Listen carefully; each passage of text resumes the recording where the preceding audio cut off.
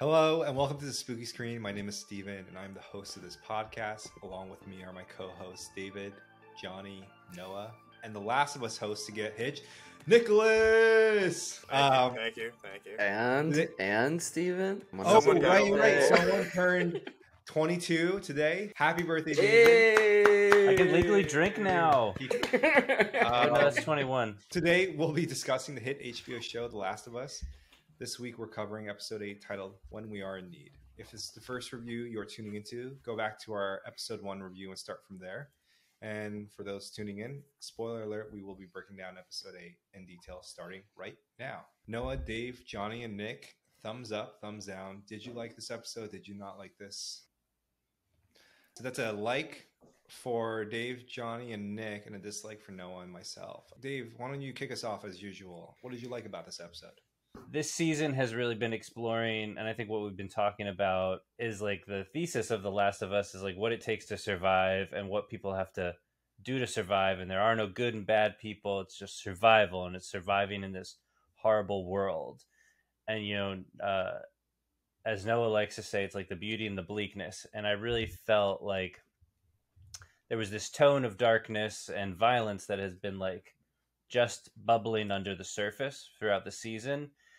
And this episode 8, really explored those dark territories and those dark areas that you'd have to go to sometimes to survive. And it's not an enjoyable experience to watch, but I think it's still powerful nonetheless. And it was super well acted. I mean, the places that these actors had to go, it was crazy. I mean, shout out to Bella Ramsey, and I forget the name of the actor for David, but I thought he was a phenomenal actor. Where did they go? Scott Shepherd, yes. He was in The Young Pope, actually, which I really enjoyed, his character. That's why he looked familiar. But David, just to summarize your points, you're basically saying that you're feeling the screws tighten as we approach the end game for season 1, and basically the show is starting to kind of hit this climax in terms of the violence and the themes and ideas that it's exploring, and is kind of boldly charting into Johnny, you're killing me right now. All right, I'm just keeping the energy going. So Dave, thanks for your take. Let's turn to you, Noah. Why did you Okay. Go second. So I'm probably not going to make friends with this take because I do agree that it was a good episode. It didn't quite reach the heights of the video game, the masterpiece of that chapter in the video game. And the reason was because, like I said in episode 7, I was afraid that this episode was going to feel rushed. And that's exactly what happened. It felt rushed, and no shade to people who like this series, but it felt like a whole season of Walking Dead mashed together into one episode. And it had the same stereotypes and tropes that you see in those post-apocalyptic zombie type shows with the mustache twirling villains and all that. And I get people like that, but that's not what I like about Last of Us. I enjoy more of the gray and the no heroes, no villains type character. And they just didn't do a good job of delivering David to us in a believable way, and didn't give us time to breathe. And he kind of just did this really quick heel turn from someone who's taking care of his community to this pedo cannibal. And it just didn't work for me. So ultimately, I prefer the video game more when it comes to this. Speed run of The Walking Dead, basically. Basically a speed run of The Walking Dead. I'm sorry if I offended anyone for that. It's just, that's what came to my mind. All I heard was preacher to pedo. Unfortunately, not a lot of steps between the two. Nick, you're a fellow gamer as well, like Noah, and you like this episode. Hit us with your thoughts. So in my wise 1 week of marriage, I'll explain to you why I like this episode so much. So I personally really enjoyed this episode because I've been waiting for this episode. This is my favorite part in the game, and I feel that this was an episode more so for the gamers because it was just chock full of Easter eggs. The fact that James was played by Troy Baker, who's the original Joel. A lot of callback lines, like lines straight out of the script. I think all of that was this episode was one giant Easter egg, and for people who haven't played the game, I could see how that doesn't translate well. But for someone like myself who has been a shill for complete faithfulness and adaptation, I absolutely loved every second of it. So you're the complete opposite side of the coin, Nick. You didn't feel bothered by the pacing issues. Thought that it hit the beats that it needed to, and it was a great fan service to the folks who play the video game. Ultimately, Yes. okay. I still love you, Nick. I appreciate it. Through my one wise week of marriage, Yeah, maybe I can talk to you later. you're all about compromise now, baby. Johnny, you were going to say something there. Do you want to hit us with your thoughts? It's okay, baby girl. I'll go now. Cheers. This episode, for someone like myself who has not played the video game, I think it was a good episode, and I liked it. I think one of the things that this episode did that many have not done for me was that it really raised stakes, and I felt the tension the entire time. And I had a sense that things would go their way, as we're not at the season finale, but there was a real sense of danger the entire time. There was a real sense that things could go wrong at every step. And I really enjoyed kind of not knowing and having to trust that we're going to get somewhere good. And it ramped up, and the end of this episode was very intense. Borderline, maybe too intense. I don't know. It was violent, but I think you have to give credit to the show. But I say it with a big but, because like we said in episode 7, and I was adamant about, that episode felt wasteful, and you could feel how it didn't move the show along. It was kind of indulgent in its own storyline, and we could have had so much more out of this story arc. They could have drawn it out, built the relationships. They could have been more action. There could have been more of what Last of Us did well in previous arcs.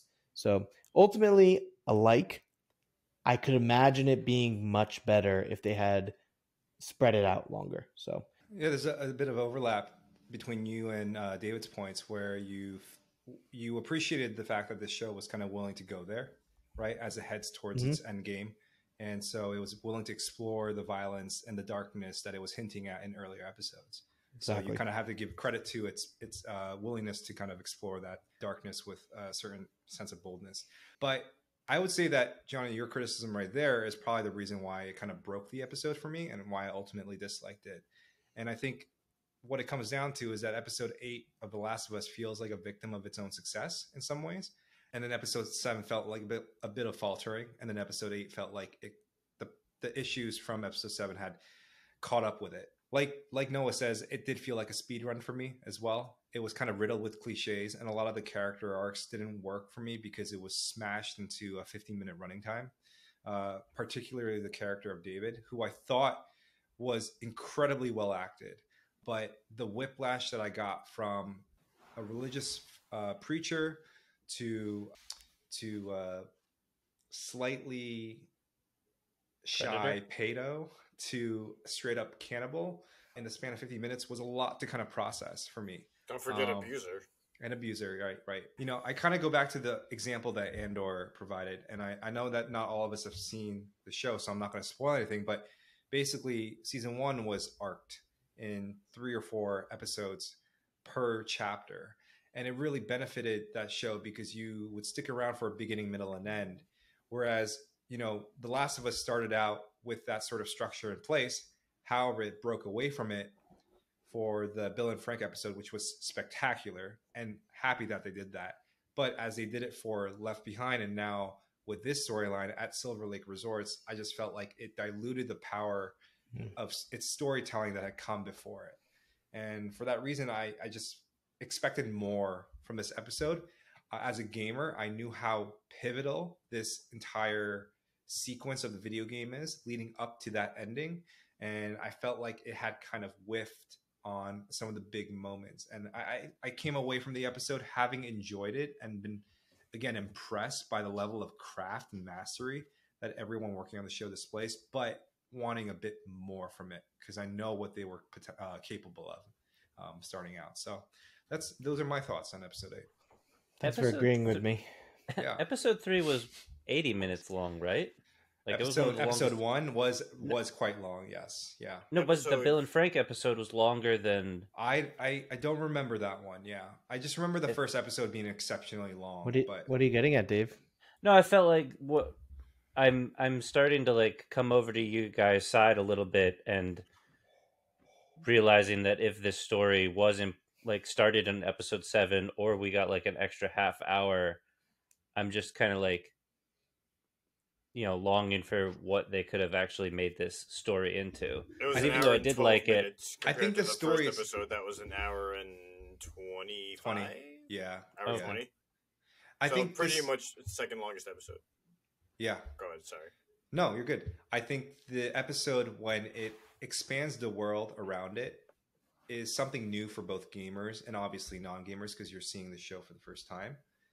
And I wish they had a more eagerness to do that sort of work. And I think specifically with David and his followers, when he had mentioned to Ellie while they were sitting at the campfire waiting for the medicine to be delivered, that he had escaped Pittsburgh QZ, he had found his faith, and he had found his way all the way out to Silver Lake Resorts. I came away from that conversation almost having wished that they had depicted some of it rather than describing it over a campfire conversation. I think that would have done a ton to help flesh out his character a little bit more, metaphorically and literally. And I think it would have done great legwork in terms of setting up the stakes for episode 8 and then looking ahead to the season finale. So kind I of like think- how we get that Bill's POV in the beginning of the episode before he meets Frank. I think Like so, but getting to even see that, like snippets. even that was just one episode. I'm thinking more so like Kathleen in the Kansas City arc, or even Right. I think it'd be better less to do flashbacks, because sometimes flashbacks itself can be a hokey trope. More can be, so true. than I think. I can agree with the sentiment that we needed to explore. When you said world building, we needed to explore the town, like all of the Silver Lake Village, the resort, them as a whole, and see David's, like, because we only saw small glimpses of David's hold on these people.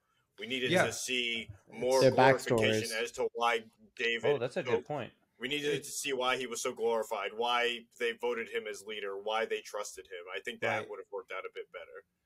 I agree with you, and I think we got a little bit of that Because he when got they that good arrived. hamburger helper recipe. When he arrived, that's a good one. When he arrived at Jackson, and we got the inner workings of how that society functions. Ultimately, I wish we had a little bit of that with David and his followers. Can I ask you a question though? Was David as villainous as the show portrays him in the game? He was Yes. subversively villainous. He got your trust and then subverted it in a complete 180, and just okay. completely, you were blindsided. But was it with the intent to kill you, or was it like, I still trying to understand? Did he come off as narcissistic and self-glorifying and self-indulging in his impulses as this David did? No, Or what was his goal in the game that maybe would be a nice contrast for the viewers and me? His And, goal was to save you, but there was an underlying predatory feel, but you just weren't 100% sure about that. But when Ellie rejected it, that's when he was like, all right, screw it. Now you get the real me. I tried, and now you're going to pay for it. That was his attitude. got it. he, So it was actually a lot more subtle. Yes. Yeah. And a lot more, I think, realistic, because it's like a Mm-hmm. temper, right? You piss off your father, and that's when you get the backhand. But before that, he's all loving and like, if you listen to me, Mhm. you know, you get the You get the the candy caress. If you don't, you get the clap. It was very much a simmering boil, a simmer that rose to a boil, because it was more so like, you made me do this, and now this is what you get for it, essentially. I'll give you the taste of the back of my hand. Let's name that quote. Simpsons. Lucky Charms. I was going to say the Banshees of Nisharin. No. That's like anything Irish, remotely Irish. My mind immediately goes to that until the Oscars are over. So once next week passes, I'll probably go back to, like, you know, it's either normal Irish stuff. Conor McGregor, or Lucky Charms commercial. Lucky Charms commercials. Oh, those have gotten dark recently, huh? I'll give you a taste of the back of my hand, Gibbs. Yeah. Let's start to break down episode 8 a little bit, and you guys can jump in whenever you find an interesting tidbit too. Sorry, guys. An interesting tidbit to obsess over. So we opened episode 8 with David preaching to his gaunt and starved followers who are grieving the loss of one of them. And ultimately, after the sermon, David and James, his right-hand man, head out to find or hunt for some food. Same time, Ellie is taking care of Joel in that same garage that we saw her and him in episode 7. She also has the same idea as well. She picks up Joel's rifle, which she struggles mightily to hold up properly, and actually successfully shoots down a deer. However, the deer runs off, and David and James are the first ones to spot it. As they're trying to drag it away, Ellie corners them with her gun and successfully negotiates for some medicine in exchange for half of the deer. So James heads back to his camp, and David and Ellie set up a campfire in a local shack with the deer and start to have a conversation. And this is where David reveals that he knows they were responsible for the death of one of his men back at the university. Mm-hmm. And Ellie panics, finds James arriving with the medicine, takes it at gunpoint, and runs off. Meanwhile, David promises James that they will track her down in the morning after bringing the deer back to their followers. I think it's important to note that Joel not only just kills a guy, he kills a father of a young girl that's Ellie's age that's in the community, which they don't really do a good job at pointing out, but it's basically if someone killed Joel for Ellie. Ooh, right. So bad, Joel. And Joel gets better, but first he has to recover by way of this medicine that Ellie has secured. Ellie administers penicillin to Joel, jabs his wound like Johnny says, and penicillin junkie. Also, penicillin's made by fungi as well, so that's a fun little note there. But as promised, David and his men approach Ellie's house, and she distracts the men by running off on horseback, leaving Joel behind with a knife, who's just coming to consciousness, telling him that he needs to defend himself. Ellie eventually ends up getting captured. Meanwhile, one of David's men approaches Joel's position, but gets taken out miraculously by a resurrected Joel. He has risen. And so Joel ultimately ends up taking down three men in total, 2 more men, which he interrogates to horrific designs. And that's the Joel you know and love. That he gets. Yeah, that was such a. I understand it's horrific and gruesome, but that was a great scene, incredibly well translated from the game to the TV screen. Anyways, David comes back with James, intent on making Ellie into mincemeat because she will not be his child bride, and so they put her on the carving slab. Station, the butcher block, the chopping block. The butcher block, the chopping block, the mincemeat maker, where she distracts James and David with her infection for a second, cleavers James's neck, and runs away, escaping David's gunfire. However, they have a final boss showdown in a rundown steakhouse where Ellie ends up accidentally setting the restaurant on fire. However, gets the upper hand on David and cleaves his face, I have to say 18 times at least, before she, traumatized and panicked, runs out of the burning restaurant, is grabbed by... something? Yeah. You forgot to mention that he tries to R-word her before Which I don't think we can say for YouTube. And we just have to say it. While the building is burning down, which I think is not a good time to try that, but I think it's not a good time to try anything. Yes. Let alone that. But yes. Well, it elevates the danger. Like, right, the response is appropriate at that point. For him, it was a sadistic power play. Right. Yeah. David's desire to dominate Ellie physically continues to grow into more sick, twisted, perverted forms until it reaches its climax in the burning restaurant, where he tries to, So she hacks him to pieces with a cleaver. Mortal Kombat fatality'd him. Thank you, David. And you got basically runs out of the restaurant. So Ellie runs out of the burning restaurant into Joel's arms, where she's just a traumatized, panicked little covered kid. in blood. She's covered in blood, yes. Jill calls her baby girl and starts to comfort her, a nickname that he would only use for his daughter. And they stumble off into the snowy nothingness, reunited once again. And that ends episode 8. And we head into the season finale next week. So huge shout out to Bella Ramsey for carrying the majority of that episode the way she did. I mean, just fantastic episode. I mean, fantastic acting work by Bella Ramsey. I agree, Nick. And David, he was good. And David, he was David, good. David I thought everyone was good. Davide was incredible as well. I think with the material that he was given, he really stretched it past its limits. I think that's why I find the episode overall very frustrating, is because it's such a good episode, but it's like it's a really good meal. Like someone made you this really good meal, and then they said, "Okay, you have 3 minutes to enjoy it," and then leave. Right. Like that's what it felt like. So that's I do agree with everyone. There's just so much to love in this episode, but it was just too fast for me to really sink my teeth into it and savor. Yeah. Let's move to conspiracy theories. So Johnny and David, our fellow non-gamers, you don't know what's coming up next. Nick, Noah, and I do. My question to you two is, what is the ending to season 1 of The Last of Us? I think I pretty much locked mine in last episode, and I'm going to try to keep it, even though this episode was kind of like the red wedding in Game of Thrones. Like, you don't know where the season's going.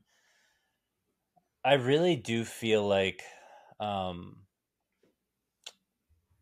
and Joel are going to head towards Salt Lake City. Like, that's still like the goal, right? The map that they found at the university. That's their new end game. So I think there's going to be a couple more struggles, and Joel is going to successfully deliver Ellie to the Fireflies in Salt Lake City, and then maybe succumb to his injury and die, sort of fulfilling this role that he didn't get to play with his own daughter, of protecting her and delivering her. You know, he watched his own daughter die, and for the last 20 years, that has been, you know, dominating his psyche and, you know, has turned him into a person that he didn't want to be. And now he has a chance to save this girl. And he's slowly dying right now, but he's going to do whatever it takes to deliver her. So I think they're going to get to Salt Lake City, deliver her to the Fireflies, and then he's going to die. Is it a happy ending, you think? I think so. I think you can have a character die and it still be a happy ending. I think the relationship and everything that they've gone through, because it's only been 9 episodes, but in game time, in the game world time, it's been almost a year, like a couple months. So I think it can be a sad but satisfying ending. I wouldn't say happy. It feels complete. The way that you're describing it to me, it feels like a complete story. So, all right, David, thank you for sharing. Now, am I going to get that? I don't know. Well, we'll see. In just a few days, we'll find out. Johnny, same question to you. This series is particularly hard to predict. Every episode or 2 episodes is a completely new set of characters and situations that we haven't seen yet. And the infected have played less than a prominent role than you would think in this type of, you know, plot line about apocalypse, infected people. What's your question? I haven't even said anything yet. Do you think that's? I have a question for you. Do you like the fact that the infected is not featured so prominently in this show? Well, that's what I was getting to. Was that I think it's owed. I think it's time to get back to business a little bit. Like, the story has focused very meaningfully on the characters, but at the end of the day, the premise is about an infection that they have some type of cure for, and these infected are everywhere, and they have to deal with that in order to bring this arc complete, or it's not going to land well. So I don't know if the Fireflies are even there. My guess is that whatever the Fireflies were trying to do has gone awry. I don't know what that means, if that's animals. I don't know if that's modified infected. I don't know if that's modified people. But something has gone awry, and they are now caught in the middle of it. and I think that they end on a sad note. I don't think it's a happy ending. I think it's a sad ending. And I don't think Ellie will die. So if anyone dies, it may be Joel. But I'm also considering that he gets infected. So that might be meaningful That's a to me. potential threat. Yeah. Okay. Yeah. So That sad would be ending me, I guess. I just versus wanna a say, satisfying ending. it's very interesting hearing David and Johnny's theories because I don't know how the gamers feel, but it's interesting to see how close or far they are from I ain't the saying mark. nothing. I ain't saying nothing, Noah. Now, here's a question to the I didn't say gamers. anything. I didn't say anything. I will say to Johnny's point about the infected, I think that's where the video game can kind of pick up that slack, right? Because you have all these stretches of game where you're just walking, killing infected, so we don't really have that issue of the lull of no infected. Whereas I think the TV show has struggled with that a bit. So I don't know how satisfied people are going to be with that. I also think a major issue with that is doing it too much is going to make it feel like Night of the Living Dead. But now to Johnny's issue, or to Johnny's point, not doing it enough almost feels you a sense of dissatisfaction because you kind of want more, you know? Yeah, the whole point of this premise is that that's the big issue. And if you never deal with it, it doesn't feel like a big issue. You are such a wise married man, Nick. You know, after a week, I'm married too. What's that, David? Jesus. Yeah, Dave. Come on. Big We've just dumb been bringing butt. up the marriage. Oh, I'll show mine off. I'm Oh so my wise, goodness. I No one forgot wants to my see it. ring. Oh, you're not really married. Just All right. Ladies, Nick Photoshop is the ring on. single. All right. So conspiracy theories are locked and loaded. We're heading into episode 9, the season finale, this Sunday.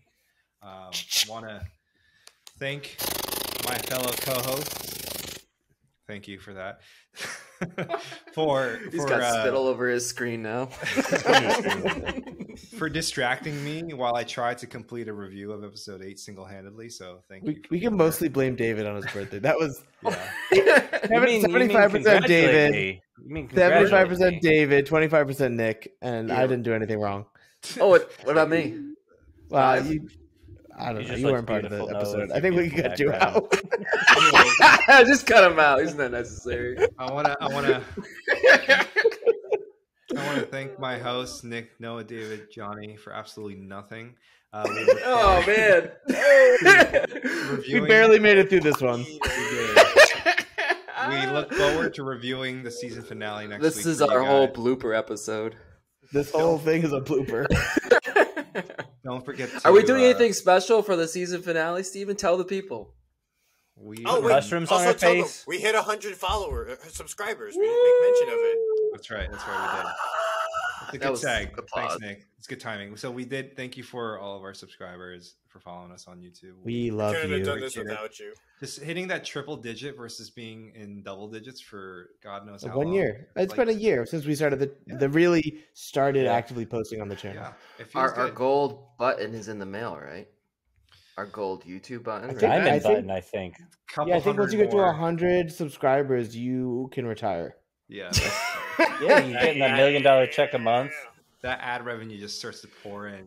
Yeah. I mean, it's been Well, kind the- of crazy, guys. Like The production wow. value is going to go way up. Milking Way these up. cows for what it's worth. In light of the sub count, thank you for subscribing. For those who haven't, don't forget to sub, leave comments, likes. We appreciate you guys, and we'll see you next week. So thanks for tuning in. Thank you See ya. for tuning in.